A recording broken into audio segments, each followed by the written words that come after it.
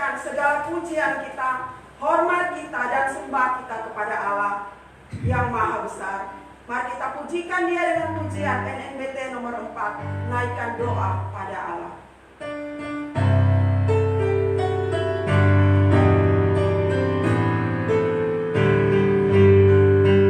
Naikkan doa pada Allah di tempatnya yang kudus, sebab Dia yang di surga, Allah yang Maha Kudus. Puji Dia, Juru Selamat manusia. Angkatlah yang mulia, Juru Selamat dunia. Marilah hai umat Tuhan, datang dan sembah Dia. Dalam suka atau duka, kita puji selamanya. Puji Dia, Juru Selamat manusia. Angkatlah yang mulia, Juru Selamat dunia. Jemaat yang dikasih Tuhan, mari kita habiskan ibadah ini. Ibadah minggu ini biarlah boleh jadi di dalam nama Tuhan yang menjadikan langit dan bumi, yang tetap setia untuk selama-lamanya dan tidak meninggalkan perbuatan tangannya. Amin. Salam kasih karunia dan damai sejahtera dari Allah, Bapa kita dan dari Tuhan Yesus Kristus menyertai saudara-saudara sekalian. Amin. Masih tetap berdiri, mari sama-sama kita naikkan syukur kita kepada Tuhan. Kita meninggikan Dia, kita menyatakan bahwa hari ini kita boleh merasa bahagia karena kita boleh berkumpul bersama-sama dengan saudara seiman. Mari kita angkat pujian yang berkata, hari ini kurasa bahagia.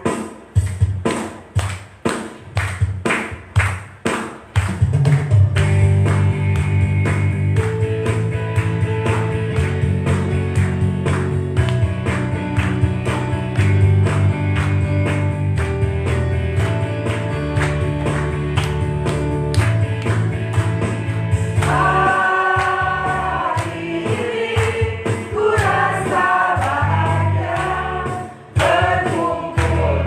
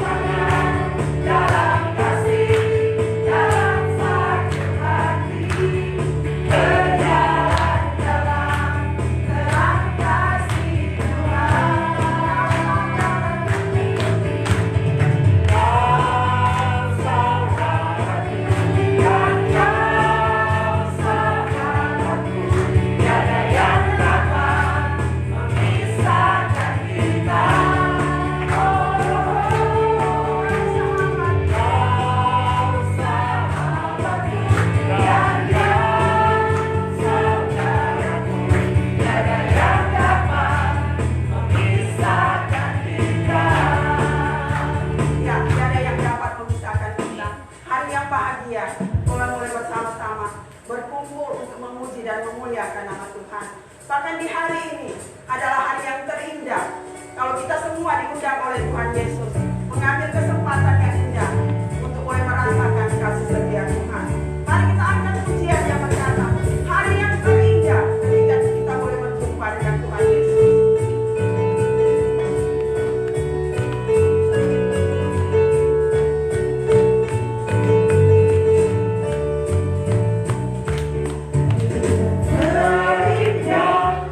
Ketika ku jumpa dengan Yesus yang menjadi kekasih hatiku, walau banyak rintangan jalan yang dihadapkan, kasih-Nya kini jadi kuatku.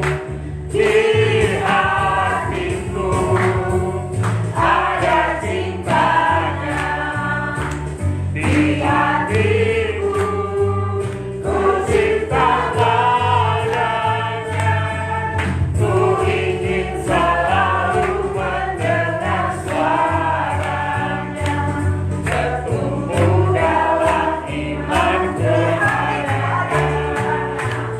Di hatiku ada cintanya, di hatiku ku cinta padanya, ku ingin selalu mendengar suaranya, bertumbuh dalam iman kepadanya. Ya, jemaat dipersilakan duduk.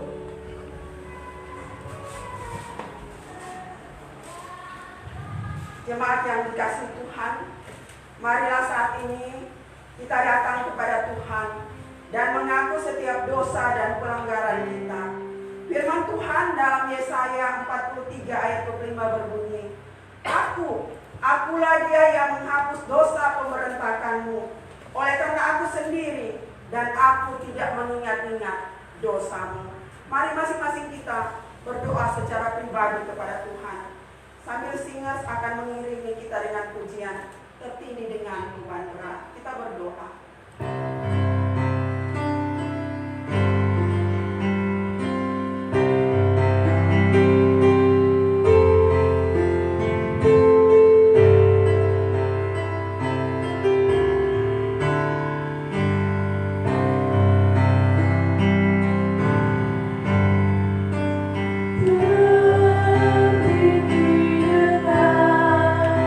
Beban berat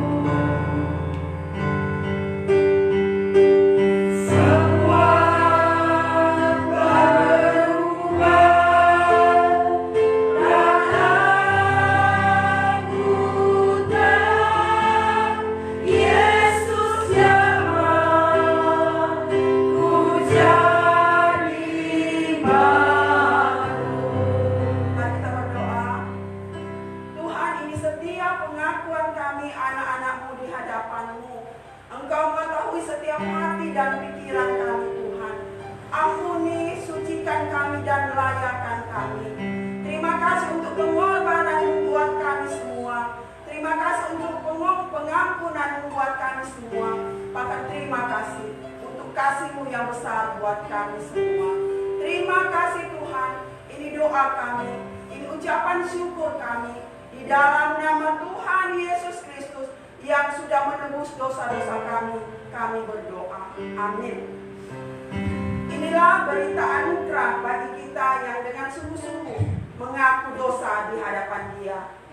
Dia yang tidak mengenal dosa telah dibuatnya menjadi dosa karena kita, supaya dalam Dia kita dibenarkan oleh Allah. 2 Korintus 5 ayat 21. Marilah kita menaikkan syukur kita di hadapan Tuhan karena kasih-Nya, karena pengorbanan yang buat kita, karena pengampunan yang sudah kita terima. Kita angkat pujian dari KPPK nomor 45. Bernyanyi puji Yesus.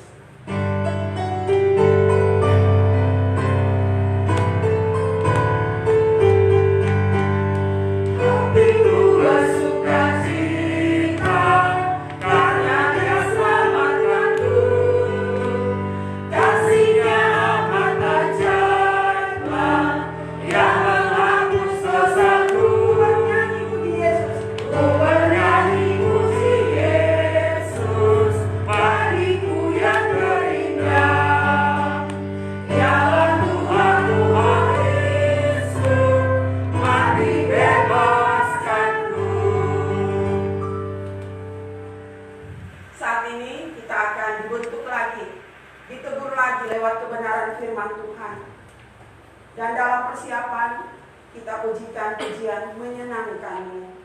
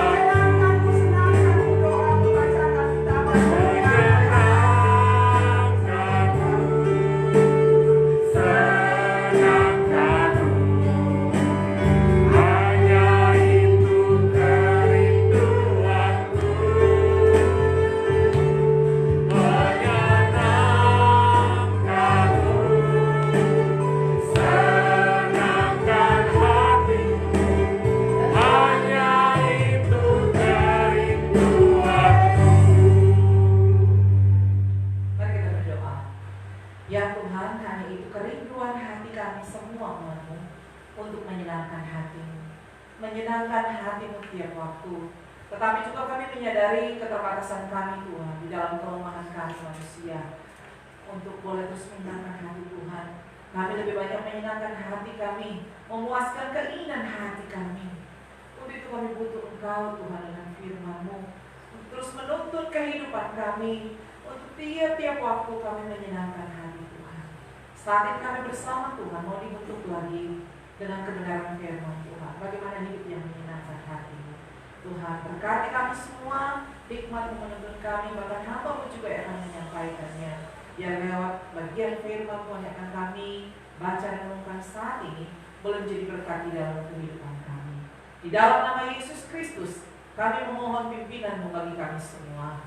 Amin. Ya, shalom bagi kita semua. Puji Tuhan, kita bersyukur dan sukacita damai sejahtera yang Tuhan berikan bagi kita semua hingga kita boleh ada lagi di minggu yang kedua di bulan November, sudah bulan yang ke-11. Kita bersyukur untuk penyertaan Tuhan, kasih Tuhan di tengah-tengah kondisi dunia ini. Tapi kalau kita boleh beribadah di rumah Tuhan, bahkan juga sebagian kita ada di rumah cuma karena kasih anugerah dan kemurahan Tuhan. Untuk itu kita mau bersyukur dan mari kita mengarahkan hati kita untuk bersama-sama belajar akan kebenaran firman Tuhan. Mari kita membaca bagian firman Tuhan yang ada di dalam kitab Kolose. Di dalam kitab Kolose pasal yang keempat. Kolose pasal 4 kita akan melihat di 2 ayat. Ayat 2 sampai ayat yang ke-4. Kolose pasal 4 ayat 2 hingga ayat ke-4. Saya akan membacakan bagi kita semua. Bertekunlah dalam doa dan dalam pada itu berjaga-jagalah sambil mengucap syukur. Berdoa juga untuk kami supaya Allah membuka pintu untuk pemberitaan kami, sehingga kami dapat berbicara tentang rahasia Kristus yang karenanya aku dipenjarakan. Dengan demikian aku dapat menyatakannya sebagaimana seharusnya. Bapak Ibu Saudara, ada seorang pria, dia punya pesawat yang kecil, dia menerbangkan pesawat itu. Ketika dia sudah ada di udara, dia mengalami masalah rupanya.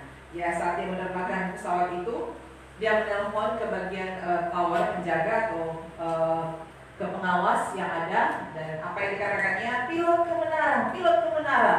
Saya berada di 300 mil dari bandara atau sekitar 600 kaki dari atas tanah, dan saya kehabisan bahan bakar. Rupanya ternyata dia kehabisan bahan bakar. Itu masalah yang dihadapi oleh pria yang menerbangkan pesawat kecil itu.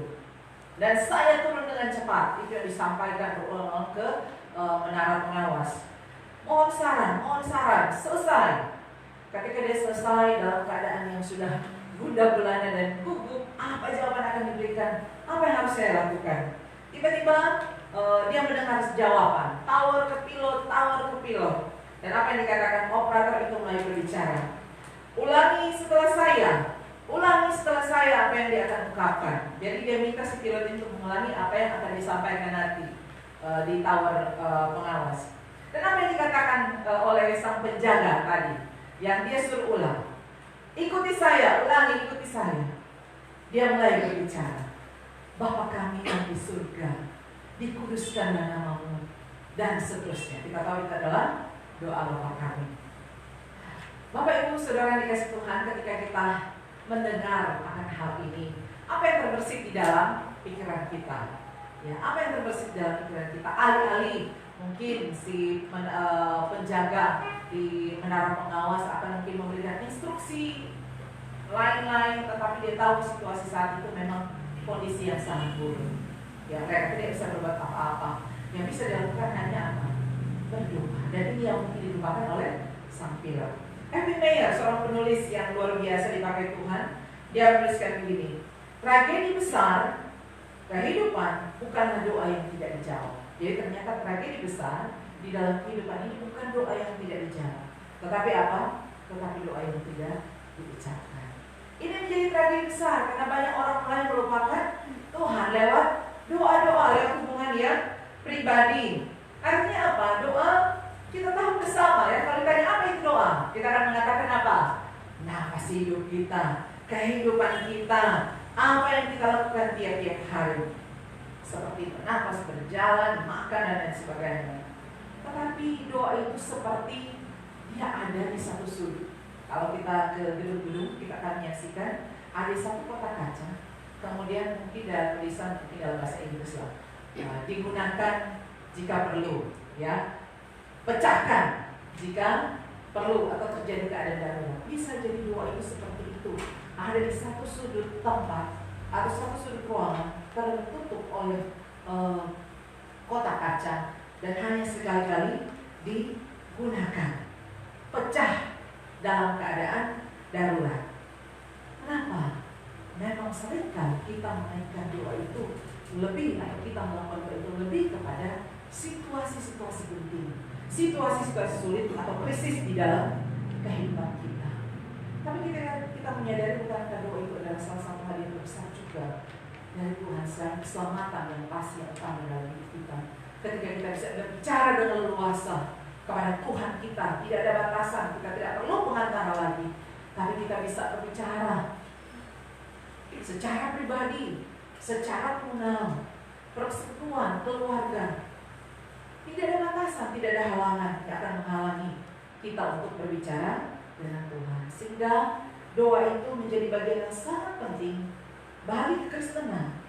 Secara sebagai kita orang-orang yang mampu percaya kepada Tuhan Yesus Kristus. Nah, tema kita adalah doa. Doa dan doa. Di bulan ini kita akan berbicara mengingatkan lagi bagaimana kehidupan doa orang-orang percaya kepada Tuhan. Nah, Paulus, kita tahu bagaimana kehidupannya. Dia betul-betul memahami doa dan kuasanya, dan doa itu menjadi bagian dari kehidupan Paulus. Di dalam kitab-kitab atau tulisan-tulisan surat-surat yang dikirimkan kepada jemaat-jemaatnya, nasihat-nasihat yang diberikan, dia selalu berkata, aku berdoa.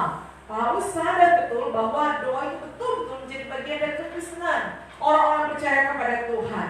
Artinya seperti ini, ada satu ungkapan mengatakan, Anda tidak benar-benar bisa disebut orang Kristen yang baik ketika tidak berdoa. Dia mengilustrasikan bahwa sama seperti Anda tidak memiliki pernikahan yang baik ketika tidak berbicara dengan istri Anda. Artinya kita menikah tapi tidak pernah bicara dengan istri atau dengan suami. Tidak ada relasi, tidak ada komunikasi satu dengan yang lainnya. Atau dikatakan Anda bisa menjadi orang Kristen yang tidak berdoa, sama seperti Anda betul-betul tidak ada percakapan dengan orang-orang yang ada di rumah. Apakah kondisi ini boleh dikatakan kondisi yang benar? Pasti membuat sengsara. Ya pasti membuat sengsara. Ada seorang ibu, dia curhat, dia bilang, seumur pernikahan sampai ada cucu, mungkin cuma satu kali dia berbicara dengan saya. Cuma untuk hal yang penting. Sisanya dia diam 1000 bahasa. Cuma kalau ditanya masalah anak misalnya, mau sekolah di mana anak ini, di situ. Ada biaya itu? Ada. Jadi jawaban cuma satu kata. Jadi Bapak Ibu Saudara, bayangkan situasi seperti itu. Kalau saya pribadi saya tidak sanggup. Ya, artinya begini. Pentingnya ada relasi ya. Suami baru di depan pintu, saya sudah menyerocos dengan berbagai pertanyaan. Dari mana kok ada di apa? Terus bagaimana tanggapannya dan lain sebagainya. Ya, jadi coba bayangkan 1000 pertanyaan dan dijawab cuma satu kata. Sudah. Dari sana kemana? Nah, doa digambarkan seperti itu ketika ada di dalam hubungan yang benar dengan Tuhan. Ketika kita tidak melakukan atau kita tidak berdoa, situasi yang ada seperti itu. Sehingga Paulus juga menekankan betapa pentingnya kehidupan doa di tengah-tengah kehidupan orang yang percaya. Nah, kalau kita menjadi pertanyaan, apakah doa itu menjadi satu kewajiban? Keharusan? Saya malah berkata tidak. Kenapa? Mungkin kita bertanya, kenapa begitu? Kalau begitu apa? Kalau doa itu bukan keharusan, kewajiban, jadi apa? Kan kita dituntut untuk berdoa. Firman Tuhan mengatakan kita harus berdoa. Karena kalau doa itu menjadi satu kewajiban, satu keharusan, maka kalau tidak melakukan berarti kita akan, ya tuntutannya kalau tidak melakukan kewajiban akan ada hukuman, ya ada hukuman. Tetapi ketika doa dilakukan cuma karena kewajiban, karena keharusan, maka akan dilakukan dengan terpaksa, hati yang terpaksa, cuma karena paksaan. Memang benar. Kalau di rumah guru-guru sekolah minggu pastinya mengajarkan kan, sudah berdoa pertanyaan pertama, sudah baca Alkitab. Kenapa? Karena mereka masih kanak-kanak. Ya, mereka masih perlu dituntun. Mereka masih perlu dituntun. Sehingga perlu sepertinya mereka masih mau itu seperti kewajiban. Tetapi bagi kita sebagai orang percaya, orang Kristen dewasa, seharusnya doa itu menjadi kebutuhan, bukan kewajiban. Karena kalau kewajiban kita akan berdoa dengan terpaksa, dengan hati yang sebenarnya tidak ada kerendahan untuk berdoa, paksa-paksa untuk berdoa. Sehingga apa sih doa itu? Doa itu adalah satu kebutuhan di dalam diri manusia. Sehingga betul kita mengatakan doa itu adalah nafas, doa adalah hidup kita. Tapi mengertikah kita bahwa nafas seperti apa? Apakah doa itu sudah menjadi kebutuhan di dalam kehidupan kita manusia? Ada satu kehausan seperti kata pemazmur Daud, begitu haus dan rindu akan Tuhan. Apakah doa itu menjadi satu kehausan kebutuhan akan Allah? Seperti kebutuhan ketika kita lapar dan butuh dipuaskan, harus dengan makan ketika kita lapar. Artinya ini adalah satu kebutuhan yang bisa tidak bisa harus dilakukan. Sehingga ketika kebutuhan akan dipuaskan oleh rasa lapar ini, ada makanan, maka kita bisa menikmati, enjoy. Begitu juga dengan kehidupan doa. Ketika kita lakukan dengan terpaksa, maka tidak ada rasa apa ya, sukacita, tidak enjoy untuk berdoa. Tetapi ketika doa itu menjadi satu kebutuhan, satu kehausan, satu kerinduan yang dalam, maka kita akan menikmati dengan sukacita. Kita akan enjoy untuk berdoa. Maka doa ini sebagai kebutuhan hidup orang percaya tidak bisa tidak harus ada. Tanpa doa kita tidak akan mungkin hidup. Tanpa doa kita mungkin akan disebut orang yang mati. Karena kebutuhan ini harus dipenuhi di dalam kehidupan kita. Menikmati. Artinya di dalam doa itu kita akan bertemu dan menyatu di dalam keakraban dengan Tuhan Bapa kita di dalam nama Yesus Kristus. Hal yang paling simpel sebenarnya ketika kita menjalin hubungan dengan orang yang terkasih, ketika kita tidak ada komunikasi satu dengan lainnya, pasti ada kekeringan di dalam diri kita, butuh untuk dipuaskan. Tapi juga doa bukan sekedar tradisi seperti yang saya katakan awal, bukan sekedar tradisi. Ya, karena sudah tradisi berdoa, sebelum makan berdoa, sebelum tidur berdoa, bukan lagi menjadi satu kebutuhan. Bahwa sebelum kita menikmati makanan yang ada, kita bersyukur. Ini dari mana sih? Ini karena Tuhan. Ini karena Tuhan. Ini dari Tuhan. Sehingga ada ungkapan syukur yang lahir dari mulut kita, terlebih dari hati kita. Sehingga kalau kita tahu ini adalah kebutuhan orang percaya, maka doa yang lahir adalah doa yang lahir dari hati kita. Sehingga jadi bagaimana seharusnya kita sebagai orang percaya, doa itu menjadi bagian kita semua. Artinya doa menjadi bagian yang penting ketika kita sungguh-sungguh di dalam ketekunan. Mari kita lihat apa yang Paulus katakan. Dia mulai berkata di dalam ayat yang kedua, bertekunlah dalam doa.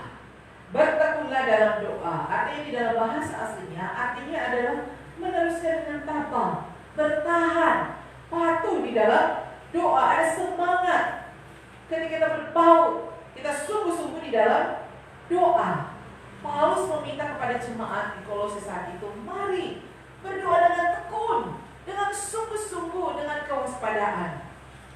Kalau kita melihat bagian Alkitab yang menggambarkan bagaimana ketekunan ini, kita mundur ke kitab Lukas. Ya, kitab Lukas, kita pasti kenal bagian ini, kitab Lukas pasal 1 dan seterusnya. Yesus mengatakan satu perumpamaan kepada mereka untuk menegaskan mereka harus selalu berdoa dengan tidak jemu-jemu. Apa yang Yesus gambarkan di situ? Dia menggambarkan, menceritakan di satu kota ada seorang hakim yang tidak takut akan Allah. Yesus menggambarkan, menceritakan ada seorang hakim yang tidak takut akan Allah, bahkan tidak menghormati seorang pun. Tidak takut akan Allah, tidak menghormati lagi siapapun. Bahkan mungkin para petinggi-petinggi penguasa kota itu, dia tidak takut lagi. Nah, hormat kepada Tuhan, tidak takut kepada orang-orang yang ada. Dan ada seorang janda di kota itu yang katanya selalu datang kepada hakim itu dan berkata, belalah hakku kepada atau terhadap lawanku. Nah, dikisahkan di dalam perumpamaan itu, hakim itu selalu menolak. Tetapi sang janda ini terus-menerus datang kepada dia, dan dia terus-menerus datang. Dia tidak bosan-bosannya untuk datang kepada hakim itu. Dan karena selalu datang, akhirnya hakim itu berkata, walaupun aku tidak takut akan Allah dan tidak menghormati seorang pun, Namun karena janda itu menyusahkan aku, baiklah aku membenarkan dia, supaya jangan terus saja ia datang dan akhirnya menyerang aku. Jadi bayangkan, bisa jadi waktu sang hakim keluar dari rumah, dia sudah berdiri depan pintu, berjaga-jaga. Hakim, tolong kasus saya, tolong kasus saya. Hakim mungkin lebih, saya sibuk dan lain sebagainya. Dia jalan, baru sampai di kantor, rupanya sang janda sudah mendahului dia. Di depan kantor cegat lagi. Hakim, tolong kasus saya, tolong kasus saya. Hakim menolak, tetapi berulang-ulang mau keluar dari tempat kerjanya, sudah dihadang lagi oleh janda ini. Terus menerus, tidak pernah jemu dan bosan. Bahkan boleh dikata tidak takut akan resiko. Sebenarnya dia meminta penjaga pengawal untuk menghadapi sang janda ini. Dan akhirnya apa yang terjadi? Hakim itu berkata, daripada si janda ini menyusahkan, daripada orang ini menyusahkan saya, maka apa yang dilakukan? Dia membenarkan sang janda tersebut. Perkara daripada janda tersebut, ketekunan dari sang janda ini, tidak jemu-jemu. Nah, saya ingat kalau anak-anak mulai merongrong, istilahnya sekarang kata merongrong untuk sesuatu yang misalnya meminta beli ini. Aduh, tiap saat tahu kan anak-anak saya, ya mungkin yang paling besar tidak yang kecil, ya so, pegang-pegang itu baju, tarik, pun, enggak, pagi siang malam. Pada akhirnya, ya sudah, yang penting mesti ini, mesti bagus, mesti ini itu, akhirnya terpenuhi. Ya karena apa? Tidak jemu-jemu, walaupun sudah dihalau, sudah diterjang ya oleh berbagai macam kata-kata, tetapi pada akhirnya luluh juga ternyata hati sang bunda.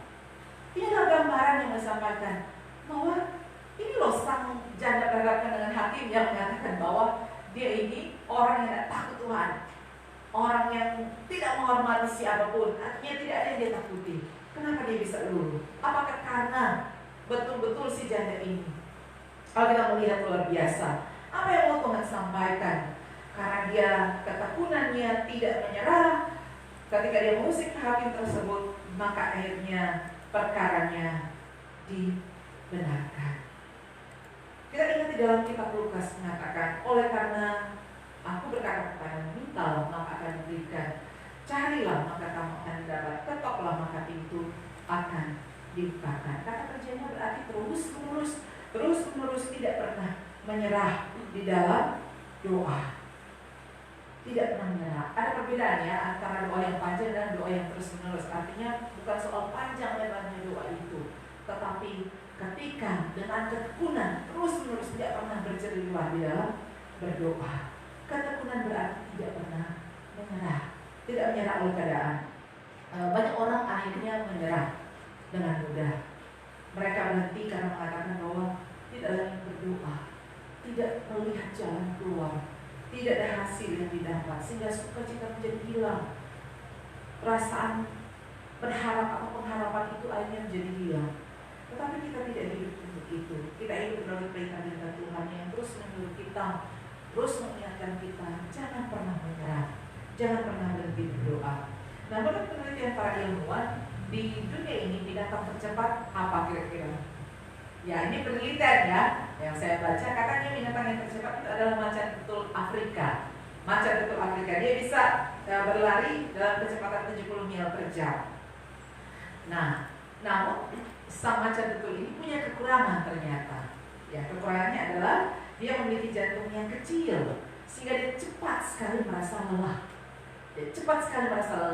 Sehingga ketika dia tidak cepat atau dia terlambat sedikit saja menangkap mangsanya, maka pasti dia sudah tidak bisa mendapat. Ada binatang-binatang lain yang akan mendapatkan mangsa yang harusnya dia dapat. Kenapa? Karena dalam pelarian yang cepat, kalau dia tidak lebih cepat lagi mendapatkan, jantungnya sudah lelah, maka dia menjadi sangat-sangat kelelahan. Dia tidak bisa bertahan lagi ya untuk mengejar musuh, maka pada akhirnya dia tidak bisa bertahan ketika dia tidak bisa mendapatkan makanan. Nah, banyak orang Kristen hatinya mungkin seperti hati sama macan tutul ini, ya. Bukan soal jantungnya, bukan, tetapi soal apa?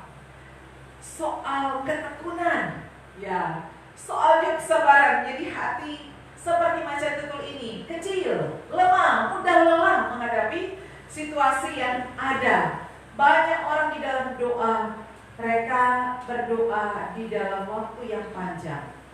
Bukan berulang-ulang seperti saya katakan tadi ya. Di awalnya meledak-ledak, begitu bersemangat, berdoa untuk satu hal, ya untuk satu hal, tetapi tidak memiliki kesabaran menanti jawaban Tuhan. Begitu meledak-ledak ya, seperti sang macan itu, lariannya cepat sekali 70 km per jam, tetapi setelah lewat itu dia mulai ngos-ngosan, padahal harus berhenti. Bapak Ibu Saudara, kita ingat di dalam Yesaya 40 ayat 31, firman Tuhan berbunyi demikian, tetapi orang-orang yang menanti-nantikan Tuhan mendapat kekuatan baru. Mereka seumpama Raja Wali yang naik terbang tinggi dengan kekuatan sayapnya. Mereka berlari dan tidak menjadi lesu. Mereka berjalan dan tidak menjadi lelah. Itulah kekuatan yang harusnya dimiliki oleh orang percaya, bahwa kita seperti burung Raja Wali dengan kekuatan sayap kita tidak menjadi lelah. Karena apa? Dengan kekuatan Tuhan. Nah, kita kembali kepada sang janda di dalam kitab Lukas pasal 18 yang begitu gigih berjuang. Kenapa dia begitu gigih berjuang? Karena dia tahu perkaranya adalah perkara yang benar. Kita tahu kalau di masa itu gambaran seorang janda itu adalah orang yang lemah sebenarnya. Orang yang lemah, orang yang tidak berdaya. Perkara seperti apa yang dimiliki oleh sang janda itu? Pasti perkara yang kecil sebenarnya. Sehingga bagi sang hakim itu perkara yang remeh sebenarnya. Tetapi inilah mungkin satu-satunya pengharapan yang dimiliki oleh sang janda tersebut. Pengharapan yang dia punya, satu-satunya yang dia punya. Dari si janda tersebut, kita ingat bagaimana perjalanan Rut dan ibu mertuanya. Seorang janda yang mungkin sudah tidak punya hak, tidak diperhitungkan lagi, tapi mereka berjuang. Demikian juga si janda ini, perkaranya mungkin kecil, tidak ada apa-apanya, tapi mengapa dia begitu gigih berjuang? Karena pastinya kemungkinan besar itu satu-satunya hal atau perkara yang dia miliki, yang berpengaruh begitu besar di dalam kehidupannya. Dan pastinya perkaranya adalah perkara yang benar. Sehingga mungkin bagi kita ada istilah mengatakan sampai darah penghabisan pun saya akan berjuang untuk itu. Sehingga walaupun dia harus berhadapan dengan hakim yang lalim, yang mungkin saat itu kenal begitu lalim saat itu, tapi dia tidak ada takutnya. Kenapa? Dia tidak punya pilihan lain selain datang kepada sang hakim itu untuk membenarkan perkaranya. Begitu gigih berjuang karena dia tahu perkara itu adalah perkara yang benar. Bapak Saudara, ketika kita tahu bahwa perkara atau pergumulan atau persoalan yang kita doakan itu adalah perkara yang betul-betul benar, adanya apa sih? Setiap seruan orang-orang yang datang kepadanya, karena apa? Iman, percaya. Dia percaya bahwa dia berjalan di dalam kebenaran. Perkaranya adalah perkara yang benar di dalam Tuhan, sehingga pada yang dibenarkan karena imannya, karena percayanya. Sehingga kita berdoa bahwa perkaranya akan dibenarkan. Sehingga walaupun dia harus pontang-panting bolak-balik, dia tidak menyerah karena dia tahu perkaranya benar dan dia percaya. Sehingga Tuhan mengatakan, Tuhan sendiri mengatakan bahwa imannya camkan itu. Dia mengatakan di dalam ayat yang ke-8 bagian akhir, jika anak manusia itu datang, adakah ia mendapati iman itu? Seringkali kita berdoa di dalam ketidakpercayaan kepada Tuhan. Seringkali kita berdoa di dalam keraguan kepada Tuhan. Saya pun pernah mengalami hal ini. Benarkah? Akankah? Mungkinkah? Karena mungkin kita berpikir perkara ini terlalu besar. Tapi jangan kita meminta suatu hal yang salah pastinya ya. Kita meminta supaya Tuhan loloskan. Saya akan menipu orang itu. Ya, loloskan Tuhan. Tuhan, saya akan mengambil hak orang itu dalam artian dengan bahasa yang halus. Tuhan harus kok kita hati Tuhan. Walaupun kita tahu kita mengambil hak orang itu bukan punya kita, bukan hak kita, tapi kita berdoa kepada Tuhan. Itu pastinya Yesus bilang, mengapa tidak dijawab? Karena doa itu adalah doa yang salah. Tapi kalau perkara yang benar, maka kita penuh dengan keyakinan dan kepercayaan. Kita berdoa kepada Tuhan, meminta Tuhan menjawab. Tapi sekali lagi jawaban Tuhan kita tahu, ya, tidak dan tentu, ya. Tapi kita selalu meminta Tuhan untuk menjawab, ya. Bapak Ibu Saudara, kita punya pengalaman yang luar biasa pasti pribadi dengan Tuhan lewat doa. Saya juga punya pengalaman secara pribadi dengan Tuhan di dalam doa. Meminta A, Tuhan menjawab B. Sudah terkutuk air mata sudah tertumpah-tumpah. Kenapa jawaban B? Pada akhirnya ketika semua terjadi, menjalani, iya Tuhan, puji Tuhan. Kalau Tuhan jawab A, pasti akan seperti ini. Tapi Tuhan menjawab B, dan luar biasa. Luar biasa jawaban Tuhan di dalam kehidupan ini. Dan ini Tuhan sudah memberkati dengan cara Tuhan yang luar biasa. Jawaban B yang Tuhan berikan itu ternyata untuk kemuliaan nama Tuhan Yesus Kristus. Bapak Ibu Saudara yang kasih dalam Tuhan, bersikaplah gigih di dalam doa, di dalam iman yang sungguh. Ketika Tuhan bertanya, adakah di bumi ini dapat iman seperti itu? Percaya. Ketika kita berdoa dengan keraguan-keraguan, mungkinkah kita meragukan Tuhan? Tapi ketika dengan hati yang hancur, dengan hati yang percaya bahwa Tuhan akan membela perkara yang benar, Tuhan akan membenarkan seperti janda ini. Mungkin jawabannya tidak seperti yang kita inginkan, tapi hati jawaban yang Tuhan berikan adalah jawaban yang benar di hadapan Tuhan. Nah, Bapak Ibu Saudara, bagaimana seharusnya doa itu menjadi bagian kehidupan kita? Artinya doa menjadi bagian penting bagi kita. Ketika kita juga berdoa dengan penuh semangat, ya semangat. Di dalam bagian yang kita baca tadi, di dalam kitab Kolose dikatakan berjaga-jaga dan waspada. Itu menggambarkan di masa itu ada sebuah perahu yang sudah siap sedia di pinggir danau yang siap sedia untuk mengangkut penumpangnya, ya. Jadi ketika ada penumpang dia siap dan akan langsung berjalan. Artinya tidak loyo, ya. Kalau ada orang baru perahu itu ditempatkan, kalau dia jalan-jalan kemana, tapi dia siap sedia, berjaga-jaga, penuh semangat, ya, penuh semangat untuk menjalani tugas kerjanya perahu ini. Nah, dalam kehidupan kita pun kita seharusnya dengan penuh gairah untuk berdoa, dengan penuh semangat. Gairah itu seperti apa? Adalah doa yang bukan hanya dari kepala tetapi dari hati, yang keluar dari hati kita dengan penuh semangat dan penuh kepercayaan. Sebagaimana Paulus, tiap-tiap waktu dia berdoa, di dalam penjara pun dia berdoa, di situasi apapun dia berdoa, bersyukur kepada Tuhan. Paulus mengatakan dengan ucapan syukur. Betapa pentingnya Bapak Ibu Saudara mengucap syukur. Saya menyaksikan seorang saudara ketika dia mendapatkan penyakit yang sudah stadium 4 di bagian khusus dan tubuhnya sudah habis, nafas tinggal satu-satu. Dia selalu berteriak, nangis sakit. Ketika saya kunjungi, saya lihat pemberitaan yang luar biasa sekali. Saya berkata, mari kita berdoa mengucap syukur kepada Tuhan. Bukan lagi berteriak, memang kita mau sakit. Mari kita belajar untuk bersyukur. Bilang Tuhan Yesus terima kasih. Tuhan Yesus baik, Tuhan Yesus terima kasih, Tuhan Yesus baik. Dalam kesakitan, dalam penderitaan, beban ini pasti akan menjadi ringan. Bagi dia sulit, ya, menatap saya dengan wajah yang memang sudah sangat berbeda, dengan tubuh yang sudah hampir habis, dengan tulang dan protein yang besar. Saya bilang, coba tolong ganti berdoa. Dan dia mulai dalam doanya tidak ada bilang, terima kasih Tuhan, Tuhan Yesus baik, dengan air mata Tuhan Yesus baik, terima kasih Tuhan. Kemudian saya sudah tidak lagi bertemu sampai dia meninggal beberapa hari kemudian, tapi istrinya menyaksikan waktu dia berdoa, setiap kali dia berdoa, dia rasanya menjadi ringan dan menangis. Dan pada akhir, pada saat dia mau meninggal, waktu penderitaan dan majelisnya datang untuk mengunjungi di saat terakhir penyerahan, sudah mau meninggal saat itu, mereka heran mendengar doanya. Mereka kaget dan bertanya, kenapa dia berdoa seperti itu kepada istrinya? Tuhan Yesus yang mengatakan, Tuhan Yesus baik, terima kasih Tuhan. Tuhan Yesus baik, itu terus kata-kata yang keluar dari mulutnya. Tuhan Yesus baik, terima kasih Tuhan. Mereka begitu heran menyaksikan. Kenapa dia berdoa seperti itu? Iya, di beberapa hari memang itu doa yang selalu diucapkan. Dan rasanya dadanya kadang plong. Memang dia masih sakit. Tapi ketika dia buka doa itu, bukan lagi teriakan, wah tolong Tuhan, tolong. Rasanya dia begitu berbeda. Dan bagi mereka ini sangat menakjubkan karena tidak pernah dia menemui seorang yang sakit, tetapi berteriak seperti itu kepada Tuhan, bersyukur di tengah sakitnya. Dan puji Tuhan, pada saat dia meninggal, apa yang diungkapkannya? Terima kasih Tuhan, Tuhan Yesus baik. Luar biasa Bapak Ibu Saudara.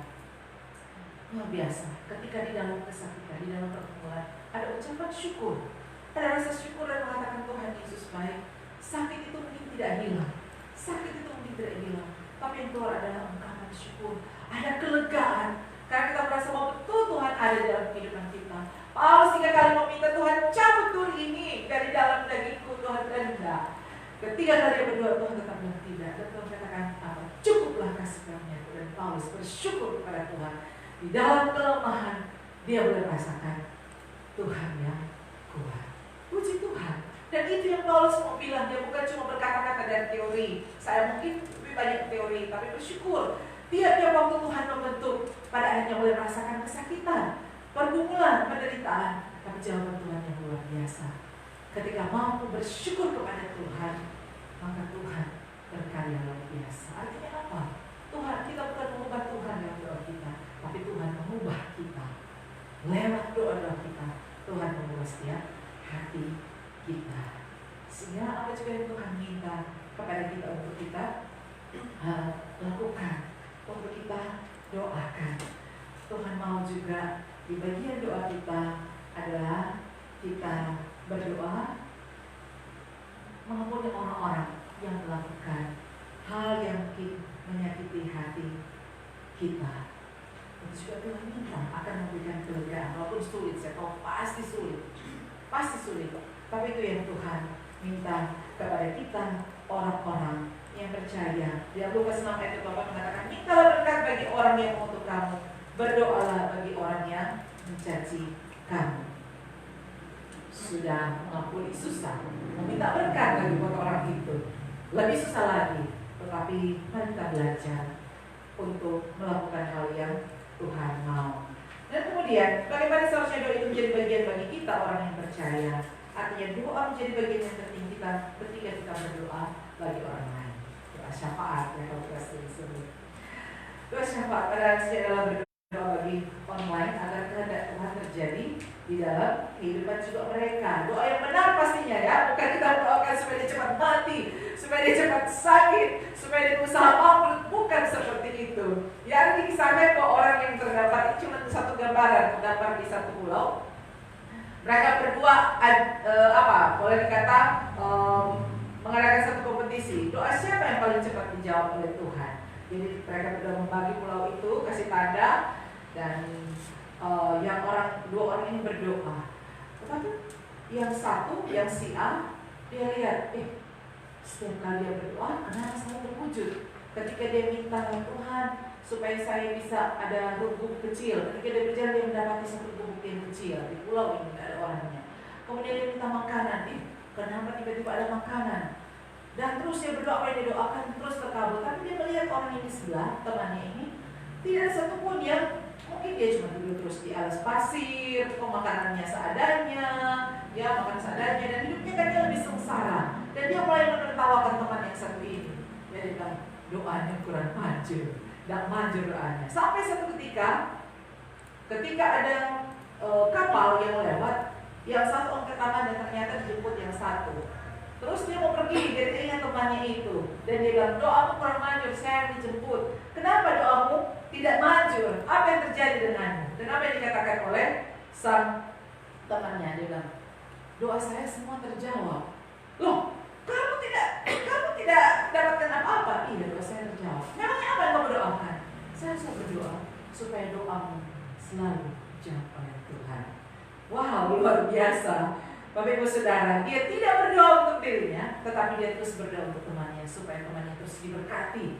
Wah, temannya terpelihara, dia tidak ingat dirinya, tetapi dia selalu ingat ada temannya. Dan bagi orang itu, kau tidak diberkati, hidupmu susah, doamu tidak dijawab. Bukankah seringkali kita menghadapi kenyataan seperti itu? Kita seringkali kita tawakan, dicemooh. Ketika kita sungguh-sungguh hidup di dalam Tuhan, kita melihat orang yang mungkin hidupnya bagi kita tidak benar, tapi kenapa dia selalu berkelimpahan dan dia menertawakan mungkin kehidupan kita? Ya, tidak diberkati Tuhan. Tetapi sadarkan dia mungkin ketika kita selalu berdoa untuk dia. Sadarkan dia ketika namanya juga kita sebut. Adakah setiap nama yang kita sebut yang mungkin pernah membuat kita sakit hati, atau orang yang mungkin bagi kita Tidak penting, tapi nama dia kita sebut ketika hati kita berbelas kasihan, dan dia mungkin berlimpah dan dia mengetahui kita. Mungkin ada saat ini di antara kita, saya pun pernah mengalami, tapi kita tidak kecil, karena kita tahu bagian kita pun ada di hadapan Tuhan. Bahwa Tuhan menjawab doa kita bukan sesuai dengan keinginan saya, tapi sesuai dengan kehendak Tuhan. Ketika kita belajar seperti itu, maka doa itu bukan mengubah Tuhan menjawab doa kita, tapi doa itu mengubah hati kita. Hati kita untuk semakin sungguh kepada Tuhan, menaikkan doa syafaat bagi orang-orang. Dan memahami kekuatan doa ini, Paulus meminta kepada jemaat yang ada di Kolose. Dia tidak minta supaya tolong supaya hukuman saya diperingan, bukan. Tolong supaya hukuman saya, supaya saya dibebaskan, bukan. Tetapi apa yang Paulus katakan, berdoa juga untuk kami supaya Allah membuka pintu untuk pemberitaan kami. Bukan membuka pintu sel, bukan. Tapi membuka pintu untuk pemberitaan kami sehingga kami bisa berbicara tentang rahasia Kristus yang karenanya aku dibicarakan. Wow, luar biasa Paulus ini. Dia tidak meminta tolong doakan saya, bukan. Tapi bagi pemberitaan Injil, itulah doa yang benar. Ketika kita berdoa untuk pelebaran kerajaan surga yang ada di dunia ini, maka itulah doa yang sesungguhnya yang dinaikkan kepada Tuhan. Dan Paulus ingin melihat kerajaan Allah semakin berkembang luas di tengah-tengah dunia ini. Seperti Yesus juga berdoa untuk umatnya, berdoa bagi kita semua dalam kehidupan di dunia ini, bahwa tentang jiwa, tentang keselamatan jiwa yang ada dalam tengah dunia ini. Itulah doa yang sesungguhnya. Sehingga Bapak Ibu Saudara yang dikasihi dalam Tuhan, sebagaimana Paulus ini, supaya mereka berdoa sesuai dengan kehendak Tuhan. Itu pun yang dia ingin, supaya kita juga berdoa sesuai dengan kehendak Tuhan. Setiap desah nafas kita, rela kita untuk dalam doa kita kepada Tuhan. Orang yang berdoa hati makin berubah, semakin dekat kepada Tuhan. Maka hati yang berubah ini akan dilihat oleh mata menjadi saksian, dan kesaksian ini bisa juga menjadi berkat bagi banyak orang. Sehingga mari sukailah doa. Jadikan doa itu sebagai satu kebutuhan utama, makanan yang menjadi keinginan kita tiap-tiap hari, kebutuhan kita tiap-tiap hari. Seperti apa kehidupan doa kita? Apakah kita gigih berdoa? Apakah kita bergairah di dalam doa atau cuma sembarangan? Cuma asal ambil absen? Seperti anak-anak mungkin, siapa yang sudah berdoa? Katakan saya, supaya apa? Dapat pujian. Bukan. Anak-anak perlu dituntun supaya mereka tahu kebutuhan mereka adalah doa. Sebagaimana makan, anak kecil kalau makan susah disuruh makan. Orang tua kejar-kejar supaya dia makan. Tapi ketika dia mulai dewasa rohani, dia tahu sebenarnya, tidak perlu disuruh. Ketika lapar dia akan makan. Artinya menjadi satu kebutuhan yang utama di dalam kehidupan kita. Mari kita menjadikan doa itu sebagai bagian hidup kita, sebagai nafas kita. Setiap desahan nafas kita itu adalah doa kita. Setiap perilaku kita itu adalah doa kita kepada Tuhan. Sehingga kita boleh menjadi pendoa-pendoa yang sungguh-sungguh dipakai Tuhan untuk menjadi alat Tuhan, mengubah dunia ini, untuk membawa orang-orang semakin mengasihi Tuhan. Mari kita berdoa. Tuhan, terima kasih untuk kebenaran ini. Tuhan, tolong kami semua untuk hidup Tuhan di dalam doa. Setiap desah nafas kami adalah doa kami kepada Tuhan. Setiap perilaku kami adalah doa kami kepada Tuhan.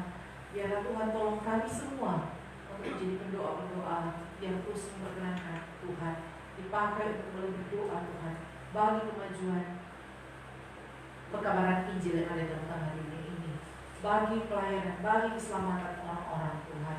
Bahkan juga Tuhan, biar Tuhan pakai gereja ini, GPAGP, untuk terus Tuhan berdoa untuk hormat dan kemuliaan nama Tuhan. Di dalam nama Yesus Kristus, kami menyerahkan kami semua ke dalam tangan Tuhan untuk hidup Tuhan di dalam doa kepada Tuhan. Amin.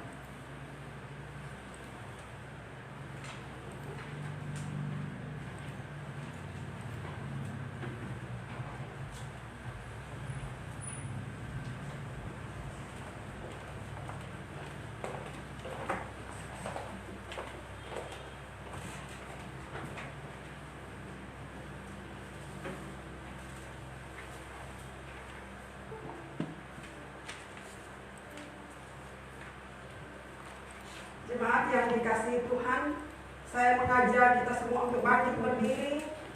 Mari bersama-sama dengan gereja di segala abad dan segala tempat kita akan mengikrarkan pengakuan iman kita. Menurut pengakuan iman rasuli, kita mengaku demikian. Aku percaya kepada Allah Bapa yang Maha Kuasa, Khalik langit dan bumi, dan kepada Yesus Kristus Anaknya yang tunggal Tuhan kita, yang dikandung daripada Roh Kudus, lahir dari anak darah Maria, yang menderita di bawah pemerintahan Pontius Pilatus, disalibkan, mati dan dikuburkan, turun ke dalam kerajaan maut. Pada hari yang ketiga bangkit pula dari antara orang mati, naik ke sorga, duduk di sebelah kanan Allah, Bapa yang Maha Kuasa, dan akan datang dari sana untuk menghakimi orang yang hidup dan yang mati. Aku percaya kepada Roh Kudus, yang kudus dan persekutuan orang kudus, pengampunan dosa, kebangkitan tubuh dan hidup yang kekal. Amin. Dipersilakan duduk kembali. Roma 12 ayat 1 berkata, karena itu saudara-saudara, demi kemurahan Allah aku menasihatkan kamu, supaya kamu mempersembahkan tubuhmu sebagai persembahan yang hidup, yang kudus dan yang berkenan kepada Allah. Itu adalah ibadahmu yang sejati. Kita akan memberikan persembahan kepada Tuhan. Mari kita memberi yang terbaik kepada Tuhan. Sambil kantong persembahan dijalankan, kita pujikan pujian KPPK 342, beri terbaikmu.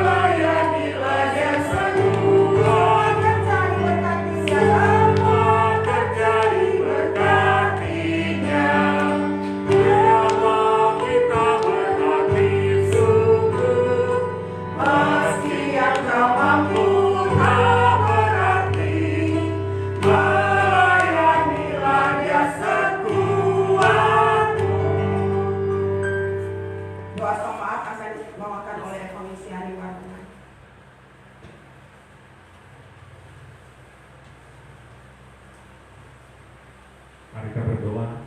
Terima kasih Tuhan, kami di saat ini juga diingatkan lagi untuk terus berdoa dan berdoa.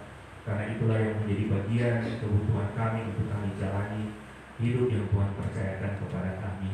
Terima kasih Tuhan, teguhkan firman-Mu bagi kami semua, dan berkati hamba firman-Mu yang sudah boleh menyampaikan dalam pelayanan dan dalam kehidupan keluarga dan aktivitas hari lepas hari.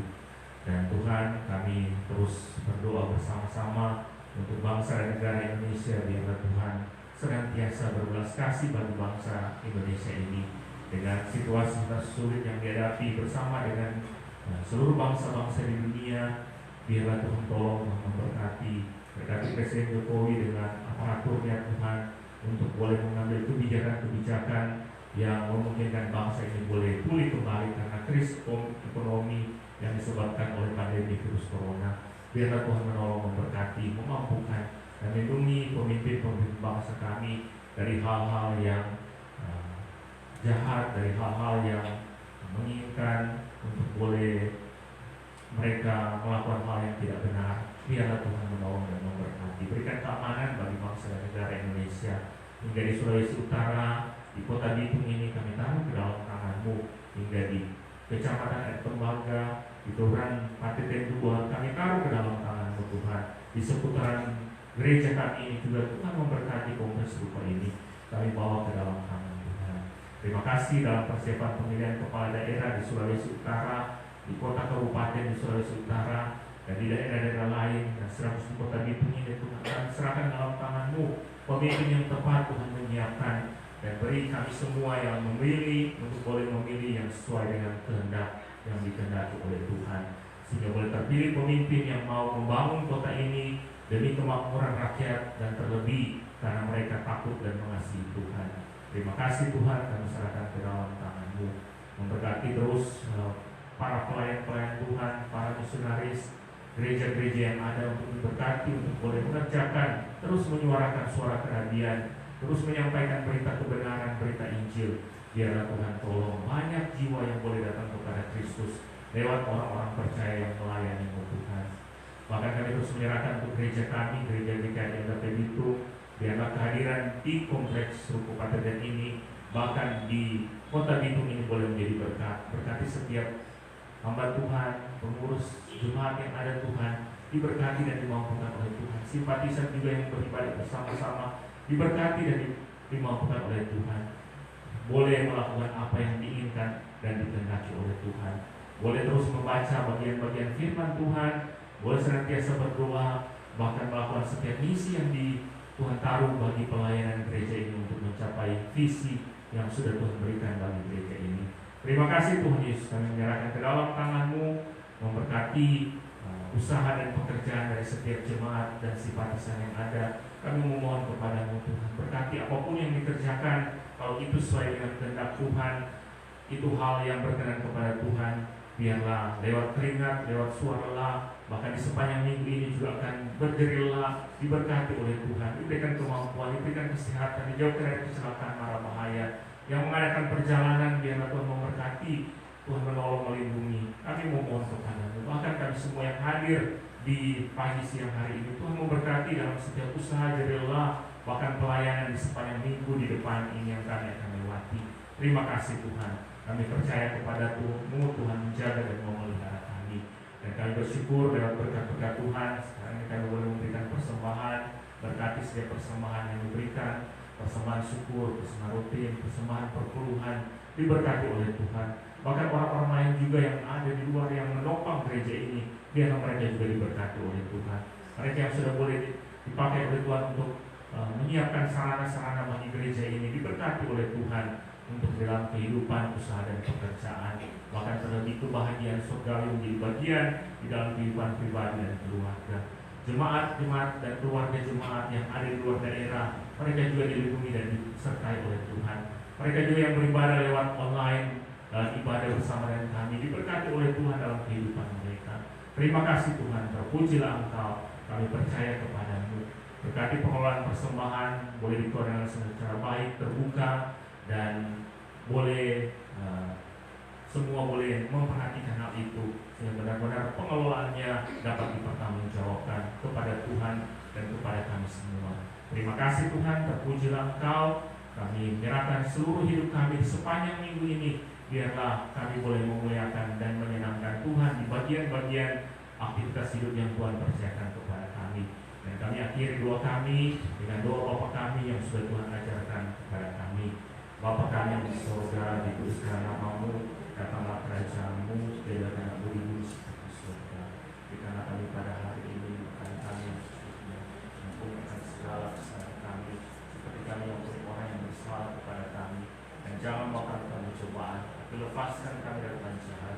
Karena Kau yang punya kerajaan, kuasa dan kemuliaan sampai selama-lamanya. Amin.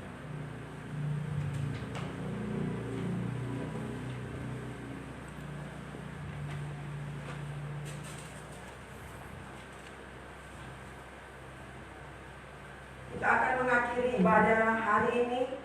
Mari kita bangkit berdiri. Kita mengembalikan segala pujian, hormat, dan pengagungan hanya kepada Allah Tritunggal. Mari kita pujikan doksologi, doa dan berkat oleh Evangelis Merlin Mokal.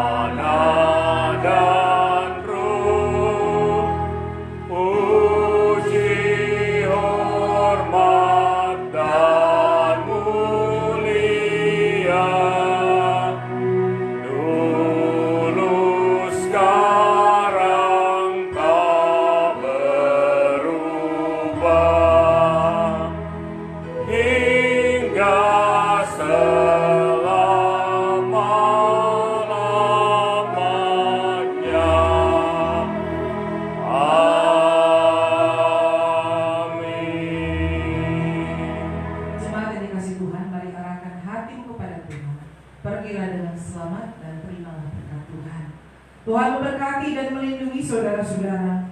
Tuhan menyinari dengan wajah-Nya dan memberi saudara-saudara kasih karunia. Tuhan menghadapkan wajah-Nya kepada saudara-saudara dan memberi engkau damai sejahtera sekarang ini sampai selama-lamanya. Amin.